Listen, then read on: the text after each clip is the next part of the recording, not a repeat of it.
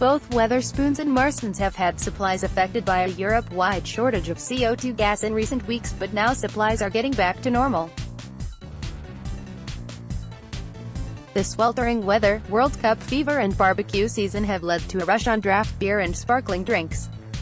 Holden's Brewery in Dudley is still struggling, and bosses think they will be unable to bottle beer until next week. And Asda has restricted online shoppers to 6 bottles or multi-packs of fizzy drinks.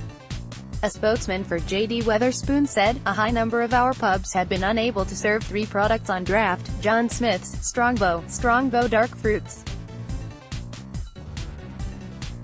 Supplies of these products across all of the company's pubs is almost back to normal. So, in effect, all getting back to normal and no more issues expected." The good news for football fans came after some pub chains reported they had temporarily run out or were short of John Smith's, Strongbow, Amstel and Birra Moretti as disruption to supplies of CO2 began to take effect at the bar. England fans are hoping Gareth Southgate's side win tonight. The spokesman said pubs that were not able to serve the unavailable drinks still had a choice of 14 other draft, lager, cider and real ale drinks, pointing out that they were a long way from running out of drink. Manager of the George Wallace pub in Wolverhampton, Sergio Marcus, said his staff were raring to go for the big game tonight, and he has high hopes for the Three Lions.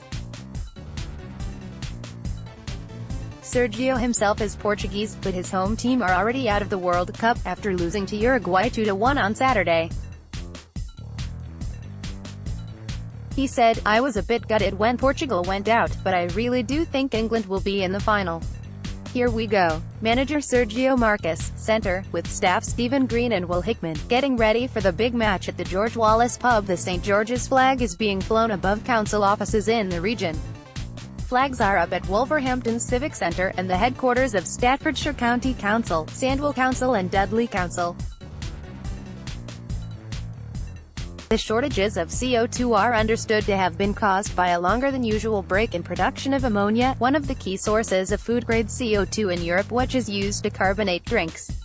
What time is England's game on TV?